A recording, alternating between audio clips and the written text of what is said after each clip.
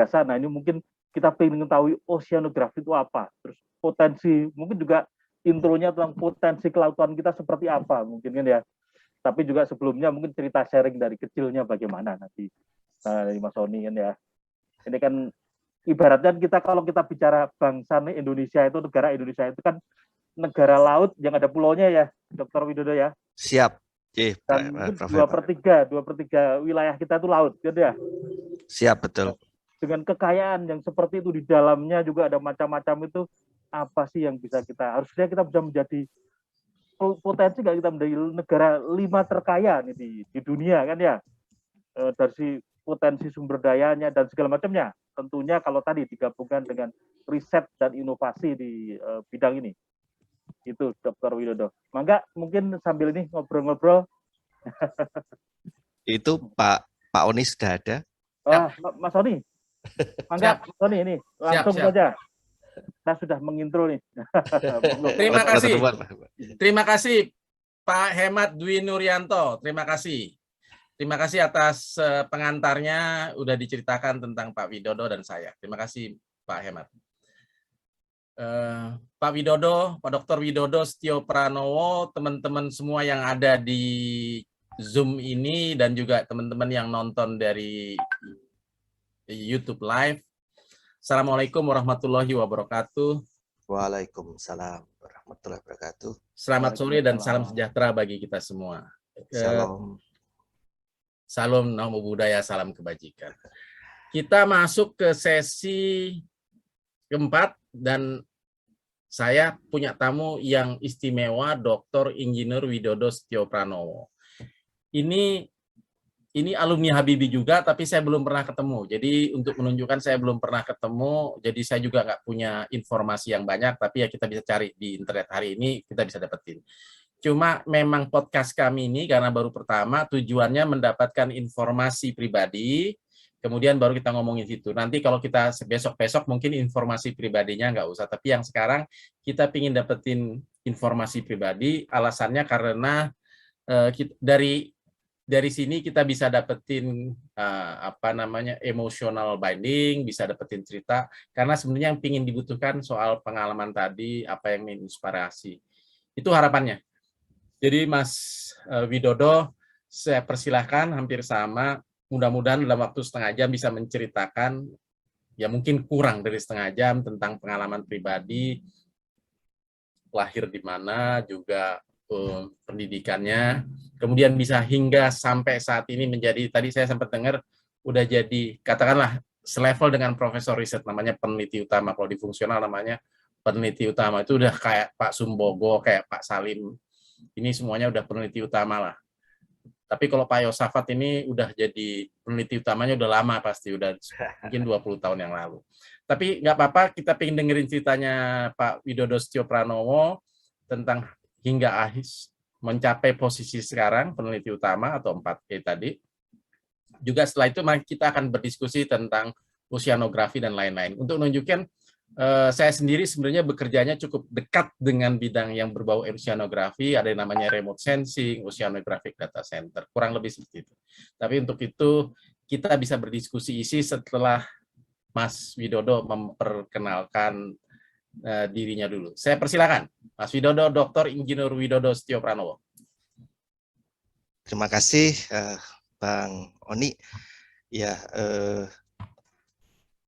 kebetulan memang aslinya saya alumninya adalah alumni dari Jerman, dari Universitas Bremen, S3 saya di Teknomatematika, tetapi memang sebetulnya saya dikirim oleh Profesor Indroyono Susilo ke Jerman dalam waktu itu program kerjasama Indonesia-Jerman yang terkenal dengan nama Jerman Indonesia Tsunami Early Warning System, sehingga saya dikirim ke sana 2 proyek. Proyek pertama adalah saya ikut membantu membangun sistem peringatan dini tsunami yang kemudian diinstal di Indonesia, yang kemudian di sana saya sambil sekolah mengambil bidang teknomatematika. Kalau diperkenankan, apakah saya boleh sharing paparan supaya lebih enak gambarannya? Monggo. Matur nuwun. Ya, jadi saya di sini mungkin paling junior ya, baru kebetulan aja masih dalam minggu ini menerima PAK ya, penetapan angka kredit, peneliti ahli utama dari LIPI yang penerangan malah sudah Pak LT Handoko Kepala BRIN sebagai PPK LIPI. Nah, yang saya sangat berbangga hati adalah dalam sekarang ini satu panggung dengan Profesor Yosafat Tetuko yang ketika saya sekolah di ITB dulu, saya lewat ruangannya beliau, wah ini namanya keren gitu kan ya, namanya Yosafat Tetuko, ini pasti ahli dirgantara gitu. Ternyata memang ahli satelit. Dan tanpa sengaja di majalah Tempo 8 Januari 2017 ya, ini ada tentang mengulas terkait dengan ilmu dan teknologi, ternyata menjadi satu halaman ya, bukan satu halaman ya, satu tematik. Jadi kebanyakan menceritakan tentang hasil karya. Ada ya? Ya, ada majalah Tempo, Prof, itu. Jadi ini kebanyakan menceritakan tentang karya Profesor Yosafat begitu ya. Kalau terus di sini juga ada Pak LT Handoko ya, waktu itu masih beliau masih di LIPI. Saya hanya segelintir aja karena posisi saya adalah sebagai user sebetulnya. Jadi memang betul apa yang dikatakan sama Bang Oni bahwa laut, atmosfer itu merupakan suatu sistem yang memang tidak bisa lepas, kayak ayam sama telur ini gitu ya, kayak ayam sama telur. Jadi ini yang sebetulnya menjadi kekuatan Indonesia, karena Indonesia negara maritim. Tadi Prof Hemat juga sudah ngendiko bahwa 2/3 laut wilayah Indonesia adalah laut. Bahkan kalau dilihat di bumi, 70% bumi itu juga laut gitu ya. Nah, kebetulan juga sejak 2014 sampai sekarang saya juga menjadi anggota peer reviewer gitu di International Journal of Remote Sensing and Earth Sciences. Tapi saya lebih banyak ke earth science-nya sebetulnya. Jadi karena saya bukan ahli remote sensing, hanya istilahnya menggunakan saja. Jadi bukan mengolahnya begitu. Yang dikelola oleh pusat pemanfaatan penginderaan jauh di Lapan. Jadi luar biasa, saya mendapatkan kesempatan karena ada Mas Rohis Komarudin, ini dulu kebetulan sesama program GITUS di Jerman gitu. Nah, jadi sebetulnya S1-nya dulu dari Universitas Diponegoro Semarang. Dulu waktu kuliah pertama kali mendaftar, dulu namanya masih Ilmu dan Teknologi Kelautan. Tapi seiring perkembangan ya, banyak permasalahan, kendala teknis terkait dengan penggabungan program studi ke perikanan, sehingga lambat laun teknologinya berubah menjadi hanya menjadi ilmu kelautan. Tapi masih sempat lulusnya itu dapat ST. Sarjana teknik gitu, walaupun apa namanya ya, unsur tekniknya kurang begitu banyak begitu. Lulus S1 saya langsung lanjut ke S2, ke Geofisika dan Meteorologi di ITB. Nah, mengapa kemudian saya memilih ilmu kelautan? Karena aslinya saya sukanya itu ke arkeologi dan ke fisika. Jadi pilihan saya dulu pengennya sekolah di ITB itu fisika atau ke arkeologi di UGM gitu. Tapi kebetulan ayah saya itu kurang menyetujui gitu ya. Beliau mengarahkan bahwa dulu sebelum saya mendaftar ke universitas, bahwa beliau bilang bahwa kira-kira 5-10 tahun lagi kemungkinan yang namanya laut itu akan berkembang. Pembangunan di bidang ilmu kelautan itu akan berkembang. Waktu itu belum ada kelautan, belum ada sama sekali istilahnya iki kalau mau lulus nanti jadi apa itu belum tahu gitu. Tapi ya sudah, saya mengikuti saran beliau karena beliau sendiri juga istilahnya mempunyai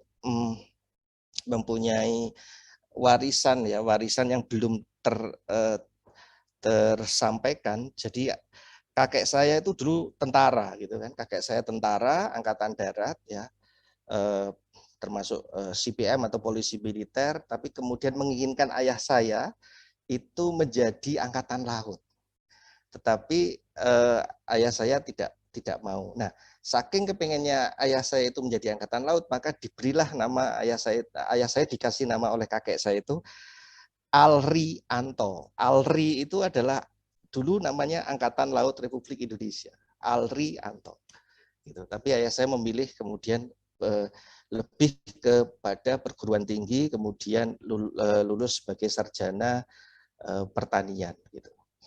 Nah dari situ kemudian saya mengambil kelautan ya, dan ketika saya hampir lulus S2 tahun 99 itu, kemudian tahun 2000 atau 99 ya, yang Presiden Gus Dur kemudian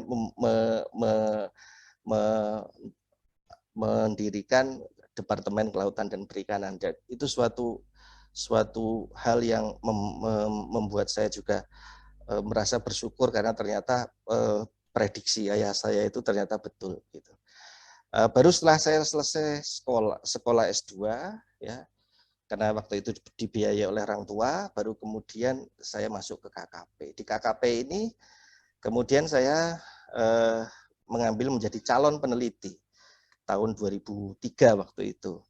Kemudian 2000 saya masih ingat 2006 itu sedianya saya mau dijadikan sekretaris oleh Profesor Indroyono Susilo untuk melakukan penanganan lumpur Sidoarjo waktu itu. Tetapi saya harus berangkat sekolah, sehingga 2007 saya berangkat ke Jerman untuk bergabung di Jerman Indonesia Tsunami Early Warning System yang saya ceritakan tadi.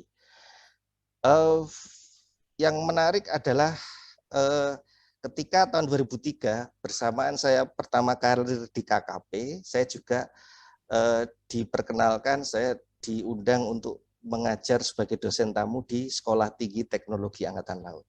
Sehingga sebetulnya karir saya mengajar di STTAL dan di KKP itu startnya sama, berbarengan. Dan hingga sampai sekarang juga masih berjalan. Dan bahkan yang menarik adalah dulunya waktu SD itu, kenapa saya tidak suka laut sebetulnya awalnya adalah waktu kelas 3 SD itu saya pernah tenggelam di sungai gara-gara mandi-mandi bareng sama teman-teman gitu. Kemudian ada teman saya yang mau tenggelam, saya tarik gitu. Dia aja selamat, saya malah yang keseret arus gitu. Tapi kemudian saya juga bisa ditolong oleh teman saya yang lebih kuat lagi berenangnya, sehingga kemudian saya sempat trauma waktu itu, sehingga tidak begitu suka yang namanya laut gitu. Tapi karena kemudian saya harus bisa menaklukkan laut gitu ya, mengambil S1-nya tentang kelautan, dan ada mata kuliah wajib yaitu selam dan berenang, harus lulus. Kalau enggak berarti enggak bisa lulus sarjana. Itu yang menarik. Akhirnya saya bisa kemudian kembali enjoy menikmati laut, dan pernah memimpin ekspedisi Wallacea Indonesia tahun 2004. Ada tayang di Expedition Metro TV, ada sampai 3 episode. Kemudian tahun 2005 kembali ekspedisi Wallacea Indonesia, tapi khusus di Raja Ampat, juga tayang di Metro TV juga 1 episode, tapi cukup panjang, lebih dari 30 menit kalau nggak salah, tanpa ada iklan gitu. Kemudian sempat juga magang di CSIRO di Hobart di Tasmania sana, merakit robot ya, robotik autonomous profiling float yang bisa dilepaskan di samudra besar. Yang saya lakukan adalah tiap hari kalau pagi sebelum makan siang saya merakit robot tersebut, kemudian mengetesnya gitu ya. Kemudian kalau nanti sudah selesai jam makan siang, baru saya melakukan quality control terhadap data-data yang sudah dikirimkan oleh robot-robot lain di Samudra Hindia yang sudah dikirim ke stasiun bumi yang ada di Hobart gitu. Nah, ini menarik karena memang sampai sekarang itu di seluruh lautan besar di samudra besar sudah banyak robot-robot ini. Ini contoh juga saya membantu dari Korea, Kordi ya, Kordi dulu namanya Kordi, sekarang Kios ya, Korea Ocean Research Development Institute yang ingin meneliti Samudra Selatan di Kutub Selatan sana, tetapi mereka membeli Argofloatnya masih belum rakitan, masih potongan-potongan, memberinya ke Kanada, dari Kanada dikirim ke Hobart, di Hobart kemudian saya bantu untuk menginstall begitu, merakit sampai kemudian bisa dites, bisa komunikasi dengan Korea, baru kemudian kami titipkan ke kapal Aurora Australis yang tiap 2 bulan sekali dari CS Aero itu pergi ke Antartika, jadi dicemplungin di Samudra Selatan gitu. Nah, ketika di Jerman, saya bekerja di Computing and Data Center di Alfred Wegener Institute, gitu ya, bertugas membantu tim dari yang membangun software namanya Tsunami Unstructured Modeling, developed by Alfred Wegener Institute. Nah, software yang ini kemudian digunakan untuk memproduksi ribuan skenario database ya. Ada lebih dari 4.000, bahkan sampai tahun 2015 lebih dari 9.000 kalau nggak salah itu sudah ada di BMKG. Ini adalah memproduksi semua potensi gempa mulai dari kekuatan gempa 6,9 sampai 9 di titik-titik yang berpotensi menghasilkan gempa dan tsunami. Kemudian itu dimasukkan ke dalam sistem, jadi ketika katakanlah nanti ada seismograf yang mendeteksi adanya gempa dengan koordinat yang berada di laut dan epicenternya itu di yang termasuk gempa dangkal antara kedalaman titik gempa adalah 0 sampai 33 km di bawah permukaan laut, maka kemudian ada algoritma yang dengan cepat sampai menit itu bisa mencari hasil skenario yang pas yang kemudian apakah kemudian berpotensi tsunami atau enggak. Kebetulan waktu itu sempat juga ikut launchingnya di BMKG 11 November 2008 gitu ya, karena kebetulan saya juga dikirim oleh profesor saya untuk ke BMKG untuk memberikan training bagaimana menjalankan software model tsunami untuk menghasilkan skenario database yang bisa digunakan untuk sistem peringatan dini tersebut. Kemudian juga yang menarik ketika saya selesai sekolah itu pas pulang ke Indonesia, pas ada juga Mentawai ini gempa tahun 2010 dan itu ternyata menghasilkan tsunami gitu. Jadi ini yang sangat menarik.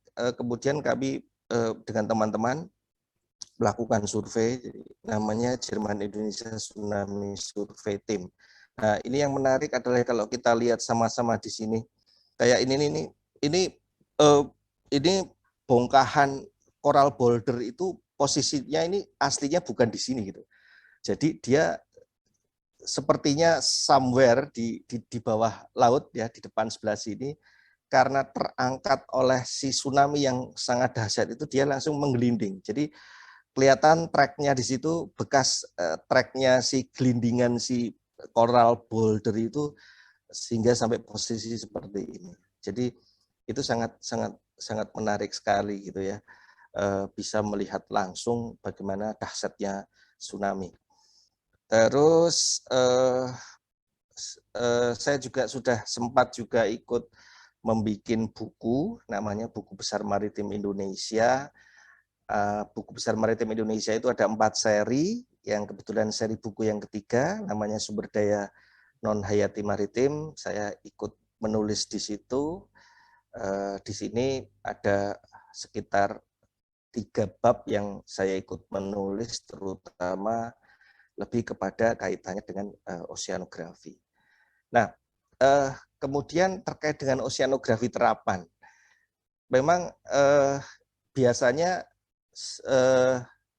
yang sering kita dengar hanya ada kata istilah oceanografi fisika, oceanografi kimia, oceanografi biologi, oceanografi geologi. Di sini kebetulan di LIPI ternyata di bidang kepakaran dia menyediakan pilihan namanya oceanografi terapan. Yang setelah saya baca, maka saya kayaknya lebih cocok menggunakan memilih kepakaran bidang oceanografi terapan, karena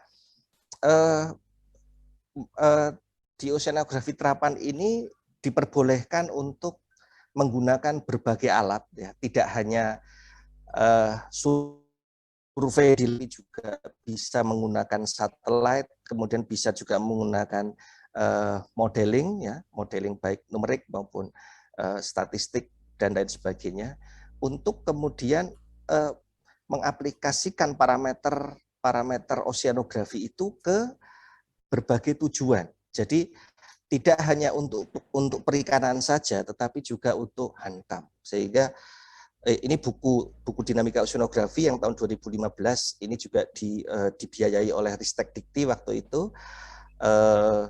Saya berdua menulis dengan Pak Noir Primadona Purba dari Unpad. Ini digunakan sebagai buku ajar di ilmu kelautan di Unpad. Tapi kemudian saya gunakan juga untuk mengajar di Sekolah Tinggi Teknologi Angkatan Laut. Jadi dari sini sebetulnya yang menarik adalah, katakanlah kita kalau mempunyai bumbu dapur itu suhu, salinitas, sama tekanan. Nah, itu bumbu dapurnya. Nah, kemudian kalau kita ingin kemudian mau memasak berbagai menu, itu sangat bisa sekali dengan bumbu dapur ini, gitu. Katakanlah kalau kita ingin mencari lokasi ikan di mana berada, ya datanya ya suhu, salinitas, tekanan, gitu. Kalau kita ingin kemudian secara lebih advance untuk melihat bagaimana kemudian si sonar atau gelombang akustik, ya, yang menjalar di dalam air, maka yang digunakan juga suhu, salinitas, tekanan. Jadi sangat krusial sekali yang namanya suhu, salinitas, sama tekanan itu ketika katakanlah digunakan untuk melihat bagaimana ketika sonar dari patroli di atas air kemudian ditembakkan ke bawah untuk mencari apakah ada kapal selam di bawah, gitu. Dan sebaliknya juga, kapal selam di bawah katakanlah ingin kemudian tidak terdeteksi oleh kapal selam yang di atas air, maka dia juga menggunakan teknik perambatan sonar ini yang sangat tergantung dari suhu, salinitas, dan tekanan. Buku yang Dinamika Oceanografi ini juga sudah saya serahkan di perpustakaan di Sesko TNI. Kebetulan 2016-2017 saya sempat mengajar di sana. Jadi cukup pengalaman yang bagi saya sangat menakjubkan, karena 150 perwira berpangkat kolonel yang kalau mereka kemudian lulus dari Sesko TNI, mereka mempunyai SIM untuk menjadi bintang 1 jenderal, gitu ya. Dan ini adalah angkatan darat, laut, dan udara. Bahkan ada dari perwira yang dari luar negeri, gitu. Jadi ada yang dari Arab, ada dari Singapura, dan lain sebagainya, gitu. Kemudian saya juga mengajar di pendidikan spesialis di Pusat Pendidikan Hidrooceanografi TNI AL, yang mereka mereka istilahnya ini kayak fungsional, fungsionalnya di ketentaraan, mereka akan mendapatkan, kalau lulus dari sini mereka akan mendapatkan brevet namanya surveyor hidroceanografi. Jadi ini sangat penting karena mereka akan menjadi ujung tombak ketika menyediakan data batimetri kedalaman laut, ya, yang nantinya akan digunakan untuk membuat peta, bisa peta taktis militer, bisa kemudian peta laut yang digunakan sebagai navigasi kapal. Gitu. Ini juga contoh ketika saya juga diundang memberikan diklat fungsional surveyor di Pusidros, Pusat Hidroceanografi TNI AL. Kemudian sejak tahun 2019 sampai sekarang kebetulan saya masih diberi kepercayaan juga ikut mengajar di Sesko TNI AL atau Seskoal gitu. Kalau di sini perwiranya berpangkatnya mayor gitu ya. Ini juga sama, tidak hanya dari angkatan laut ya, tetapi juga ada angkatan darat, angkatan udara, bahkan dari perwira mancanegara, dari Jepang, Thailand, Australia gitu. Di sini ada 2 mata kuliah yang saya mengajar di situ, yakni research operasi ya. Riset operasi, yang kedua adalah penulisan karya tulis ilmiah. Di research operasi inilah kemudian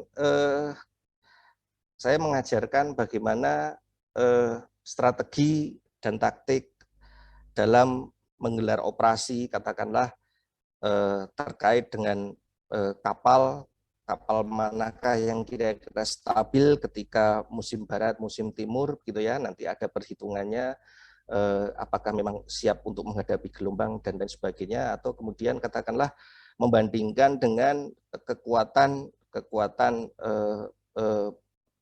yang potensi dari musuh, gitu.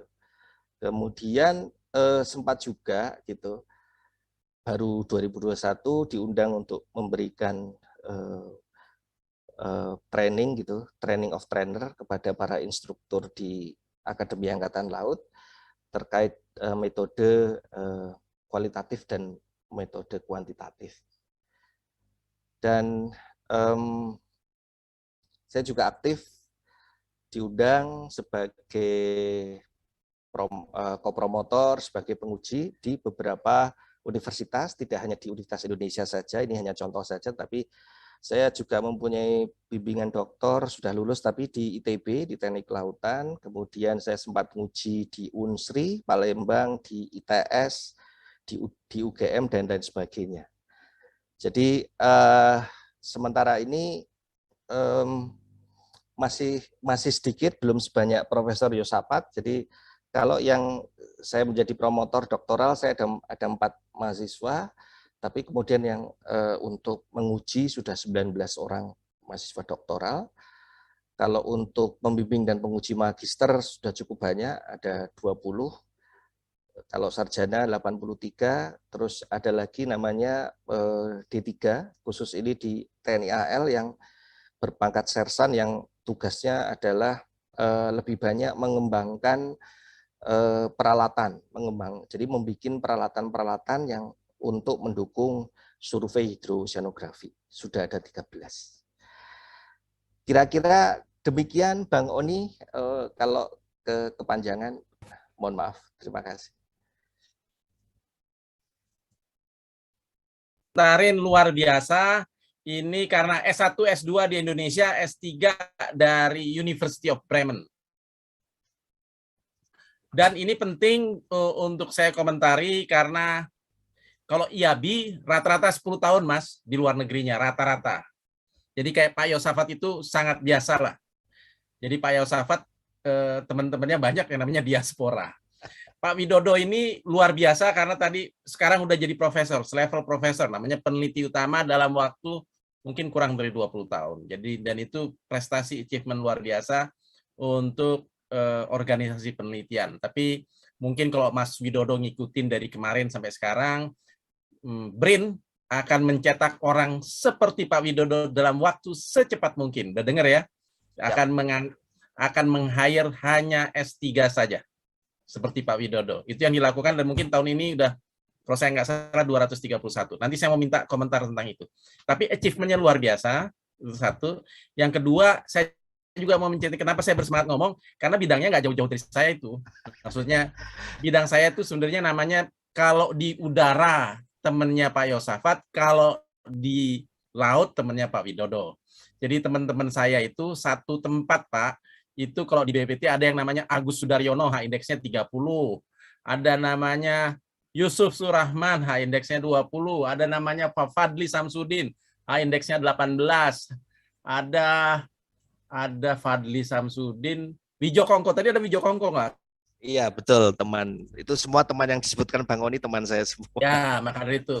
Yang tadi Anda ceritain soal itu namanya Dani Hilman tuh yang buatan untuk menunjukkan familiar, tapi memang bukan riset saya. Cuma karena background saya bukan di situ sebenarnya, cuma kantor saya ternyata semuanya melakukan riset itu. Dan kita tadi saya cerita sama Pak Profesor Yosafat, kebetulan saya itu jadi chair untuk namanya AGERS, Asia Pacific Geoscience Electronic Remote Sensing, yang untuk 3 conference, semuanya IEEE, semuanya Scopus ya. Itu satunya lagi namanya teman, ini November ini, satunya lagi OS, Ocean Engineering System. Jadi hampir sama dengan tadi masuknya Ocean Engineering System. Nah, saya beranggapan kalau bisa Pak Widodo ikut jadi reviewer ataupun tadi teman-teman. Tapi saya kira teman-temannya Mbak Dr. Marina sama Bu Endang Wijiati, kurang lebih background-nya oceanografi tadi. Saya bisa ceritain teman oceanografi siapa aja, siapa yang lulus Bremen, karena kalau lulus Bremen tuh biasanya Dr. Nani Hendarti yang sekarang deputi itu nggak salah Bremen lulusannya. Ya, familiar lah saya. Walaupun tadi saya bilang bahwa saya nggak pernah ketemu Dr. Widodo Setio Pranowo. Tapi dari sejarahnya saya bisa bilang hampir sama, karena bos saya pertama kali ketika saya balik tahun 94, bos saya pertama kali, saya datang ke Pak Itwan, terus Pak Itwannya bilang, jangan saya deh, Pak Itwan tuh nama Dr. Iwan Suhardi. Waktu itu Kasubdit dan sekaligus kepala kelompok, itu istilah eselon 3 dan eselon 4, namanya sekarang jadi Profesor Dr. Indroyono Susilo, tapi waktu itu namanya Dr. Indroyono Susilo. Itu tahun 94, sehingga begitu Anda ceritain tadi GITF ya familiar. Tapi background saya tidak di situ, hanya teman-teman saya seperti itu. Nah, Mas Widodo Setio Pranowo sama saya pertanyaannya nggak teknis, karena tujuannya nggak untuk teknis. Kalau soal teknis, datang ke conference saya, conference yang IEEE dan Scopus, dan 3, saya juga melakukan demi bangsa dan negara, maksudnya NKRI, karena saya sendiri bukan bidang saya. Simply saya suka melakukan international conference. Seperti ini, tujuannya kan seperti ini, melakukan exchange information. Nah, Mas, yang saya menarik buat Anda, saya kenal Pak almarhum tahun lalu yang datang Pak Indroyono, tapi 2 tahun sebelumnya yang datang itu mantan Kepala Badan Riset, namanya Pak almarhum yang sudah meninggal, almarhum yang meninggal. Aryo Hanggono. Nah, kebetulan tempatnya waktu itu sama saya, almarhum Aryo Hanggono. Jadi untuk menunjukkan familiar. Yang saya dengar Badan Riset Kelautan kan dikecilin kalau saya nggak salah. Dan saya nggak tahu ke depannya. Itu mungkin kalau buat saya lebih menarik isunya tentang ngomongin BRIN ke depan, karena dari segi periset harusnya malah mungkin dari segi kualitas riset akan naik. Yang standarnya semua ngomongin H-index yang tadi Bapak lihatkan. Jadi Pak Widodo ini menariknya adalah seorang peneliti yang luar biasa dan juga seorang dosen dalam bidang militer kelautan militer. Itu juga luar biasa. Jadi agak jarang tuh. Tapi memang kalau ditanyain ya seorang dosen dan seorang peneliti ya publikasinya harus tinggi. Itu yang dilihatin sama Pak Widodo, dan ya harus profesor. Tapi kita ingin tahu soal masa depan riset Indonesia, terutama riset dan inovasi. Saya nggak tahu, kita tadi sempat cerita sama Mas di awal tadi, katanya akan ada perubahan cukup besar, akan ada gelombang diaspora kali ya istilahnya ya, kalau dulu namanya, akan ada gelombang perpindahan. Jadi Mas Widodo ini kan berarti masih di KKP. Kalau nanti ada BRIN, itu harusnya jadi anggota BRIN kalau saya nggak salah. Betul gitu ya? Betul, betul Oke. sekali. Dan kemungkinan akan pindah? Pindah, betul, ke BRIN. Oke. Dan padahal sudah kecil itu ya? Ya, Masih besar? ya nggak begitu besar, tapi setidaknya kekuatannya masih ada. Itu berarti ke organisasi, berarti sudah tahu masuk ke OR yang mana atau akan ada? Sudah, setahu saya yang perkembangan terbaru sudah ada khusus OR namanya Kelautan dan Perikanan. Karena nanti menjadi besar dalam artian bukan hanya kelautan saja, tetapi satu seperti katakanlah mirip kayak bedol desa begitu. Oke, jadi OR Kelautan Perikanan itu sebenarnya merupakan tadinya dari Badan Riset Kelautan ya, Pusat Riset Kelautan. Betul. Bukan pecahan dari LIPI ataupun gabungan dari BPPT dan LIPI. Setahu saya bukan. Jadi yang skenario terakhir. Skenario ya, jadi OR Kelautan dan Perikanan. Jadi karena di Badan Riset Kelautan itu kan juga ada nggak cuma pusat riset kelautan, tapi ada pusat riset kelautan, pusat riset perikanan, ada bioteknologi, ada sosial ekonomi begitu. Jadi cukup banyak sehingga akan lebih mudah kalau gelondongan begitu ya, gelondongan gitu Mbak. Gitu aja kan enak gitu.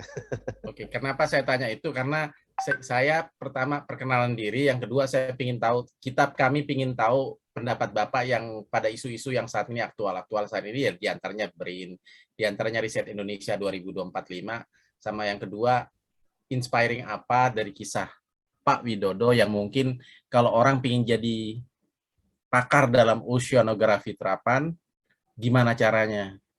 Contohnya kalau misalnya tadi kisahnya Pak Widodo, ternyata masuk KKP, ketemu Pak Indro, ada program JITS.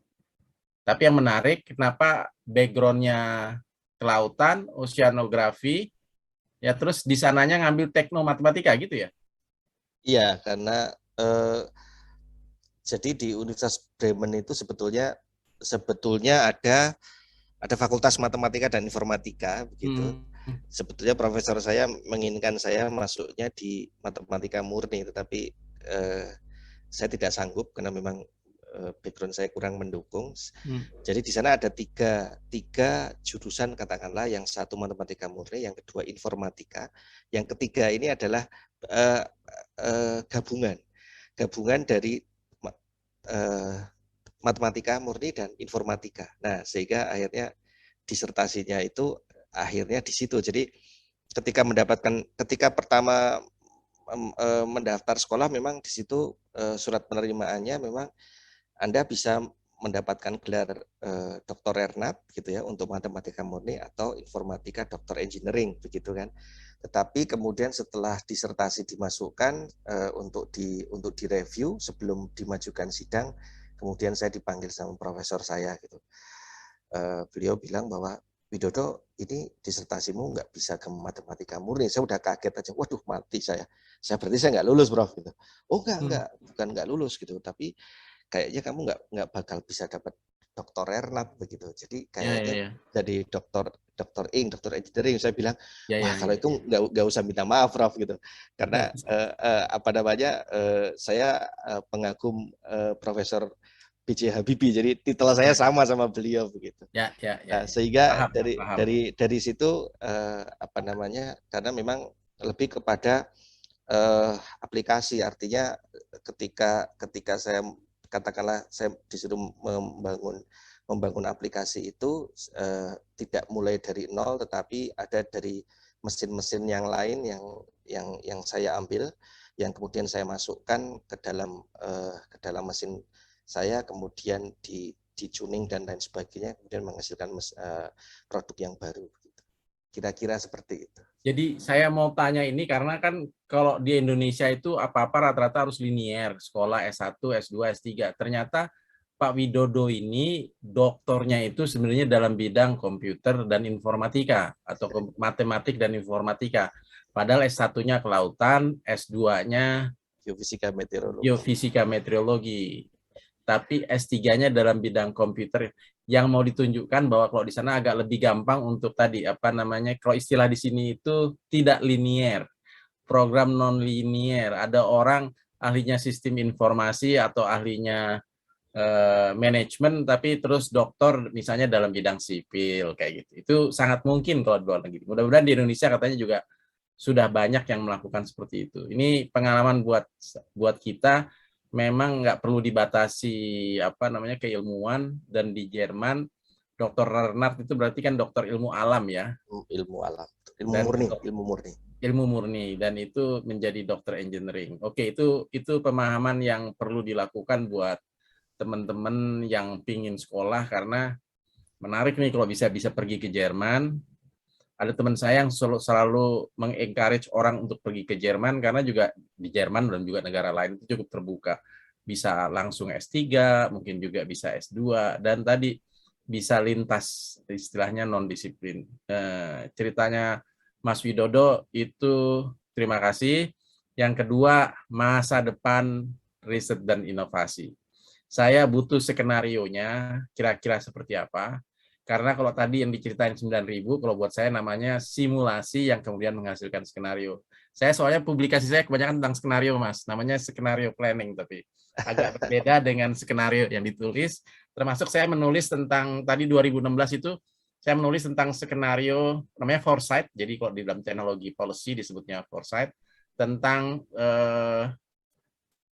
grand strategi skenario satelit di Indonesia, yang kesimpulannya Indonesia sulit untuk memiliki Earth Observation Satellite, tapi akan memiliki satelit-satelit kecil lebih mungkin, yang tadi dibilang constellation satelit sama Pak Yosafat. Nah, saya ingin tahu, terutama karena kita semua ternyata isunya barusan, selain ini tadi Pak tamu saya, Pak Kepala BPPT, pertanyaannya juga sama, ini BRIN. Sebenarnya pinginnya nggak bahas BRIN karena mungkin kalau 1 tahun lagi udah out of date lah isunya. Cuma kan Mas Widodo juga mengalami bahwa ketidakpastian akan terjadi mungkin sampai berapa bulan ke depan. Mungkin Mas Widodo karena seorang peneliti dan penelitinya sangat fresh, baru jadi profesor lah, atau profesor tapi belum orasi gitu. Kalau Pak Sumbogo karena Prekayasa Utama udah nggak perlu orasi itu Pak Sumbogo, ataupun tadi siapa lagi yang visiting profesor, Pak Yosafat. Kalau Pak Yosafat kan di luar negeri. Itu udah lewat dia, udah 20 tahun yang lalu dia profesor. Pak Salim udah profesor tadi.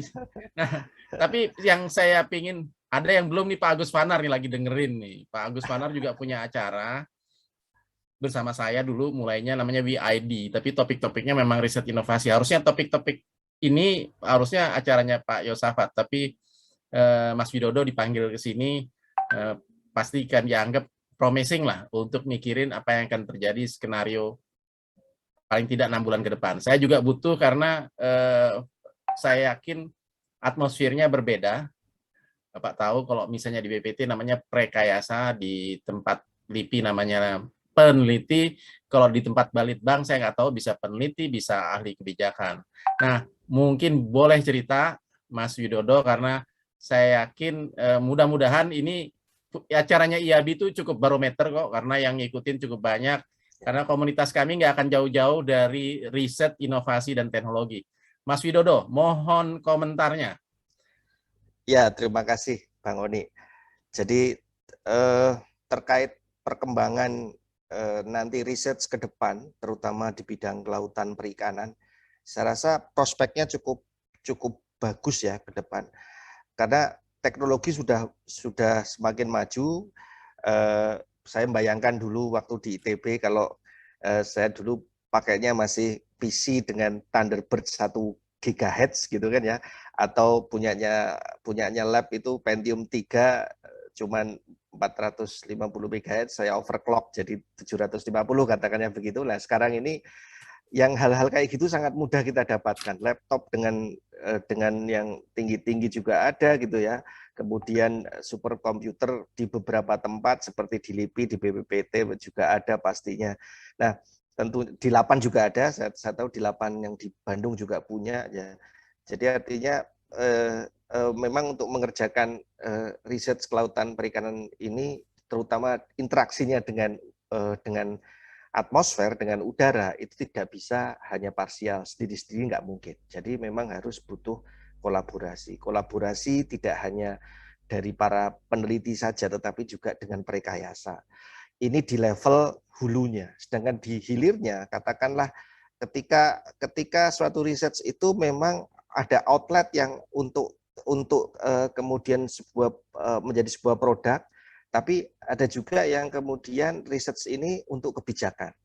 Nah, untuk yang kebijakan ini, katakanlah kalau memang peneliti sudah tidak ada di kementerian, artinya teman-teman yang mungkin yang tidak ingin menjadi peneliti kemudian berubah fungsional menjadi analis kebijakan.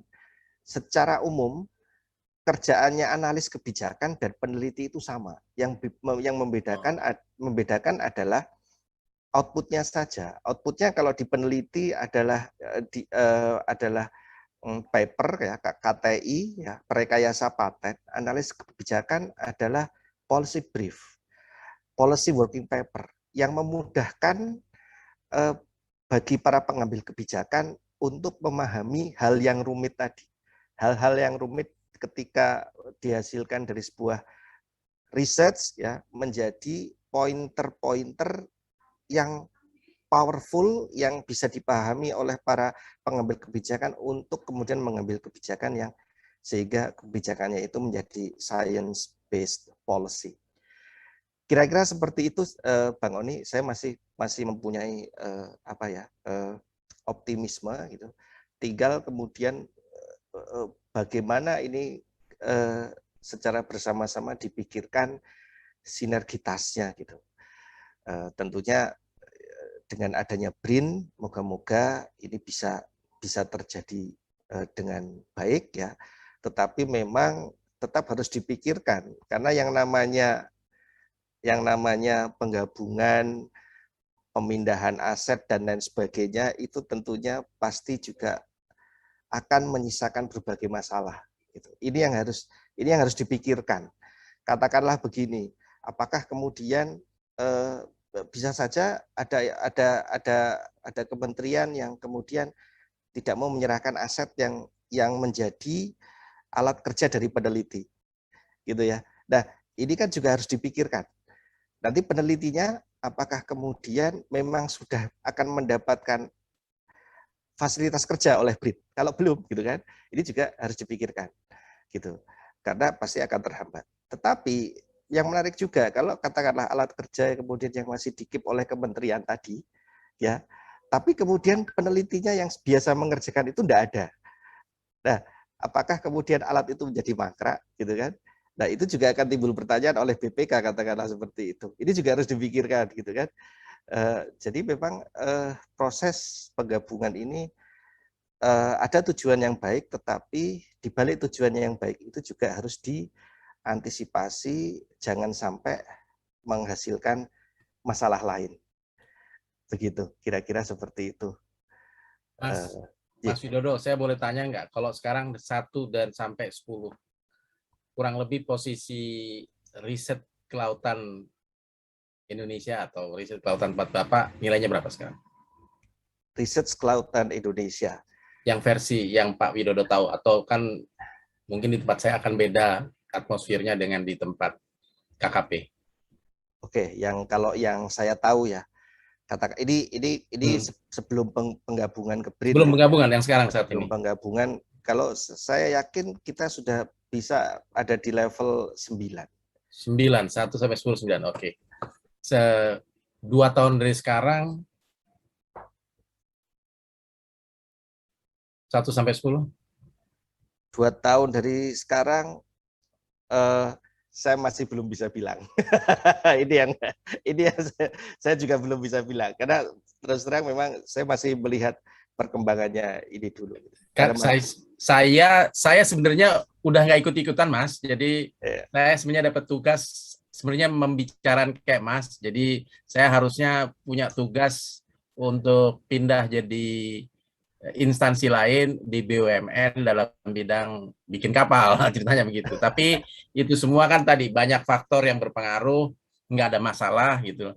Nah, tapi saya punya pertanyaan, saya udah ngomong, tapi karena saya udah ngomong biasanya langsung ke kalau pegawai negeri namanya istilahnya pejabat pembina kepegawaian lah, udah PPK sudah atau direktur utama BUMN. Jadi buat saya sih nggak ada masalah. Tapi yang jelas memang harapannya dibutuhkan. Tapi saya concern tentang tadi 1 tahun atau 2 tahun dari sekarang apa yang terjadi. Dan Mas ternyata kan harusnya fungsional utama atau ya paling terlibat lah di kelautan di KKP. Berapa fungsional utama di sana, Mas? Kayaknya ada lebih dari 500 atau 800, saya agak lupa ya. Fungsional utamanya? Oh, bukan, peneliti, seluruh peneliti.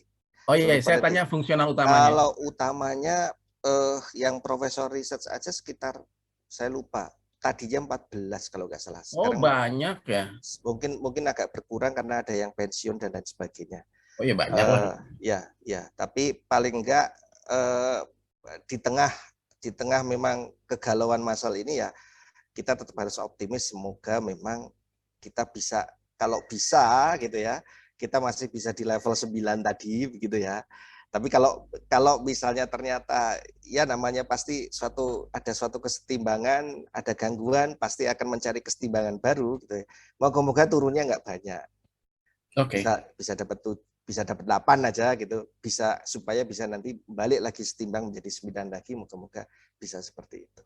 Ya, saya bertanya begitu karena Bapak seorang peneliti, biasanya jawabannya jujur. Saya bertanya juga karena saya concern terhadap ya tadi bahwa perubahan ini, transformasi ini mungkin butuh waktu, tapi butuh waktunya atau terlalu lama atau bisa juga. Itu makanya saya bertanya tentang apa yang akan terjadi. Dan kalau di sana kan sudah cukup jelas apa yang mau dilakukan dan mau dilakukan, sehingga Pak Widodo bisa cerita tadi memberikan angka.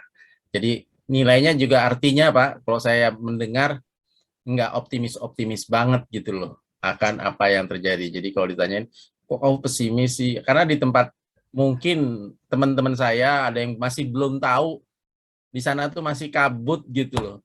Walaupun tadi saya sebenarnya udah, tugas saya yang penting mendapatkan informasi dari kayak Mas ini, biar teman-teman lain memberikan pendapatnya sendiri, karena saya tidak bertugas untuk mengambil keputusan dan yang lain-lain. Cuma rasanya kita perlu enlightening apa yang akan terjadi, karena ada kayak teman saya namanya Agus Cismanto, itu kerjanya suka nulis di sini, termasuk di Zoom chatting ini. Tapi menurut saya belum tahu apa akan yang terjadi ke depan, yang bilang pripun Mas Wibowo. Dan itu terjadi kan. Saya langsung nyambung aja nih, Mas Agus Cismanto ini tokoh penting lah sebenarnya. Tapi memang seperti Mas ini, kalau di istilahnya di luar negeri namanya maverick style. Jadi kalau Mas itu suka pakai rambut panjang, nah Cismanto itu gayanya lebih aneh lagi lah. Tapi jujur, itu yang penting. Karena transformasi ini kayaknya bisa berat, dan makanya saya tanya tentang optimisme atau pesimisme apa yang terjadi. Jadi itu Mas, saya mau mengucapkan terima kasih, walaupun sebenarnya saya butuh Mas lagi cerita tentang 2 orang, terus saya biasanya nanya nama orang, kemudian apa pendapat Mas tentang orang itu gitu loh.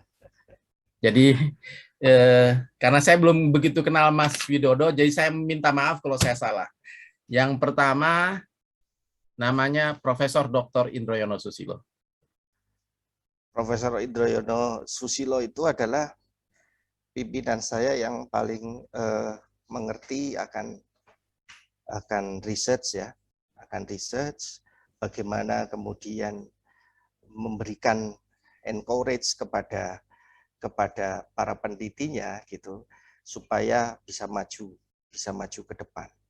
Beliau sangat menginspirasi ya, beliau selalu memberikan semangat bahwa kalau memang saat ini belum paham ya, apa yang bisa dipahami pada saat itu gitu.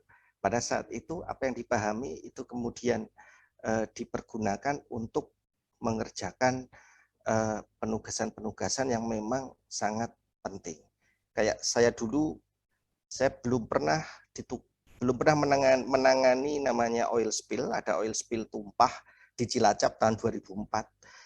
Saya masih baru turun di airport, masih nunggu bagasi, ternyata ditelepon oleh pimpinan saya, Dr. Agus Supangat, bahwa saya dicari Prof. Indroyono karena harus langsung berangkat sore itu juga ke Cilacap untuk menangani oil spill. Dan singkat cerita, HNSI atau Himpunan Nelayan Cilacap mendapatkan ganti kalau nggak salah, saya lupa, tapi pokoknya miliaran begitu, dan kemudian bisa bangun gedung HNSI dan lain sebagainya. Setelah itu beliau mengumumkan kepada semua orang bahwa KKP memiliki ahli oil spill namanya Widodo Pranowo. Itu sesuatu yang apa ya, beliau itu kalau dalam mengangkat peneliti itu betul-betul luar biasa, dan itu justru menjadikan kami kemudian menjadi terpacu karena loh, saya ini nggak begitu paham oil spill gitu kan ya, tetapi akhirnya mau nggak mau karena beliau sudah seperti itu ya, maka kemudian saya meningkatkan pengetahuan saya terkait dengan oil spill, dan sampai sekarang saya masih juga membantu Direktorat Jenderal Penegakan Hukum KLHK kalau ada kasus-kasus tumpahan minyak. Rasio Rido. Ya. Ya. Mas, ya. Ya, Mas Rasio Rido, kawan saya kan. Dirjen. Mas, ya, siap ya. Maksud saya nama dirjennya beliau adalah Mas Rasio Rido. Bukan? Oh, siap. Betul, ya? Kalau nggak salah yang baru ya, yang baru. Ya, panggilannya ya maksudnya ini itu teman Mas saya. Roy, Mas Roy. Panggilannya ya. Roy. Ya. Mas Roy, ya. Terakhir satu nama, mohon tanggapannya mungkin 3-4 kata. Almarhum Dr. Aryo Hanggono. Profesor, saya nyebutnya profesor walaupun beliau bukan profesor, tetapi saya sangat dekat dengan beliau. Saya sempat, mohon maaf saya jadi terharu. Beliau itu adalah orang yang egaliter. Jadi kalau ingat beliau itu saya selalu nangis gitu. Sampai sekarang saya nangis gitu. Jadi walaupun dia pejabat tinggi, katakanlah, kalau sama saya itu atau sama semua peneliti adalah kita itu egaliter. Anda boleh ngomong apa aja, kita boleh diskusi, kita boleh debat tanpa bahwa merasa bahwa aku pejabat gitu. Saya pejabat tinggi, kamu harus ikut apa kata saya, enggak. Jadi saya sering juga debat dengan beliau, katakanlah nggak bisa om, harusnya begini-begini gitu kan ya. Maka beliau mendebat juga, tapi begitu kemudian setelah saya buktikan dasar-dasarnya, maka beliau juga, oh ya bener lu dok gitu. Jadi satu itu yang sangat saya merasa kehilangan adalah beliau adalah orang yang egaliter. Itu saja, Mas Oni. Mohon maaf saya agak emosi.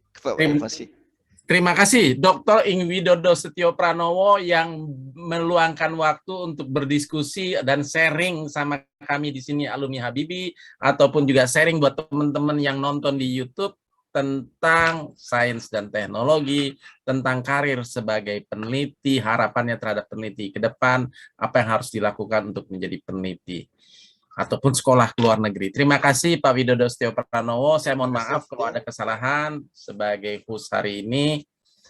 Mas Widodo, terima kasih dan terima kasih. Terima kasih Pak Oni, terima kasih Prof. Hemat, Prof. Sumboko. Terima kasih Mas Widodo. Terima kasih. Assalamualaikum warahmatullahi wabarakatuh. Saya kembalikan ke Mas Hemat Dwi Nuryanto. Ya, saya berusaha menutup dengan singkat gitu loh. Dua orang yang ini terdepan menjawab tantangan terkait di laut dan di udara tadi, Profesor Yusafat, itu menjalankan amanah orang yang begitu penting, yaitu ayahnya, kedua-duanya kebetulan.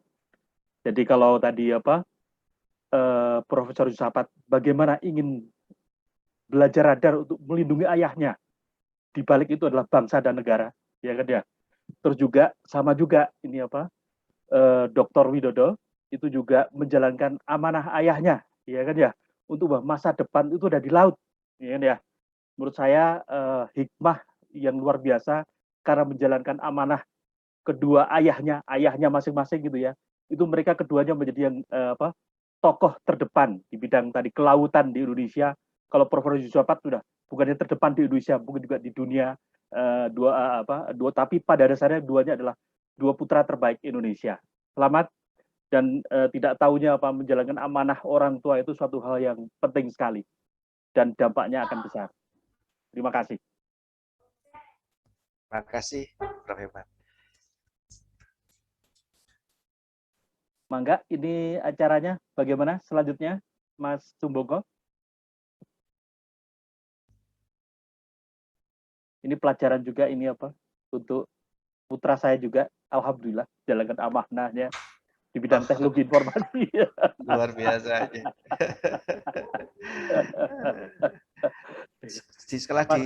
Di sekolah di luar negeri, Prof?